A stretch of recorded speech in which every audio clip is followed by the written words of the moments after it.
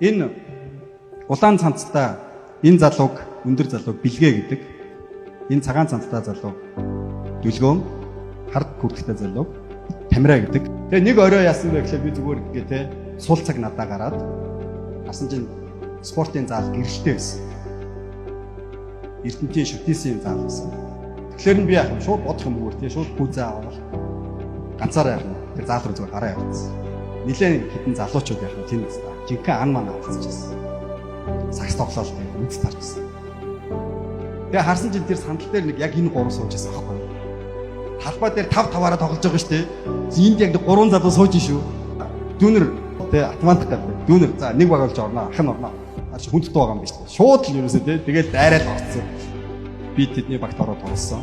Манай баг нэг хожигдоогүй 2 цаг болсон. Би лаг тоглодог бол биш шүү дээ. Энэ гурав амар байсан байхгүй юу? Гуруулаа өндөр. Тэгээд гоё сакс тоглолт дуусаад би асуусан та нар оюутнууд вэ? Та нар оюутнууд яг нуруугаараа нэлийн өндөр байсан. Том бит. Оюутнууд үсэж үгүй бид нар одоо 10 дугаар анги. Тэгээ би өө тийм үү? Ер нь их дахин дөө юу мөрөөддөг ингээд би бэлгээгээс гэсэн. Гэсэн чи бэлгээд гэнэ. Өө ахаа би MBA-гийн тамирчин болно. Би ч шууд Монгол хүн саксаар явахгүй гэж би дотор яг тэгж бодож байгаа байхгүй би нэ. Өө яг л тэгж юусэн шүү дээ. Хизээ багтаа монголчууд яа багийн спортоор дээ. Одоо л нэг 3 гарцсан 3 лаг болж байгаа шүү дээ. Юу тэр үед бол юу сакс багс бүр цаашаа шүү дээ. Тэгэл би чааваасаа би юу асууч байгаа гээл дээ. Алдарсан дээ буруу юм асуучлаа дээ. Тэгэл заа гээл одоо эхнээс бэлгээгээс асуусан ямар ч дөлөөнөөс асуухгүй болчихсон шүү дээ. Тамираагаас. Тэгээ би 2 тунд би тамираагаас асуусан. Ахын дөө ямар мөрөөдөлтэй гэсэн чинь. Ага олимпиад юм наа би. Юу нэ гэдэг. Тэгээд харсан чи нэх гоё нэг гүлчгэр цагаан те. Ингээ нэг тийм айгуу тийм гоё бие хаатаа тийм нэг тийм залуу те.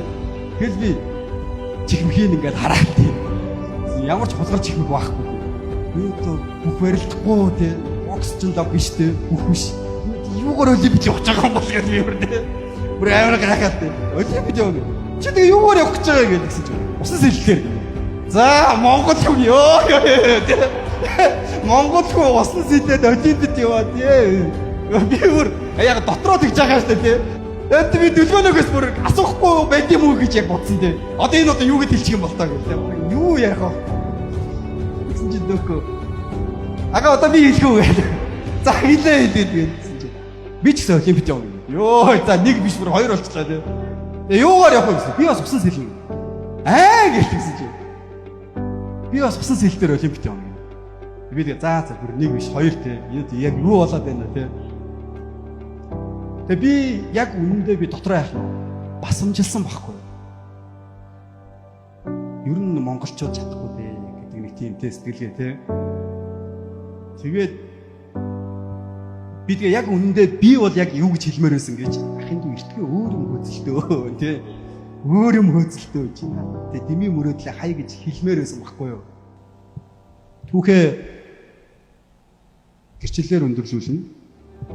Бэлгээ маань саксан бөмбөгийн мэрэгжлийн тамирчин болсон. Монголын оюутны лиг, дээд лиг, бүх лиг тоглосон. Японд мэрэгжлийн саксан бөмбөгийн лигт нь бас Японы лиг тоглосон тамирчнаа.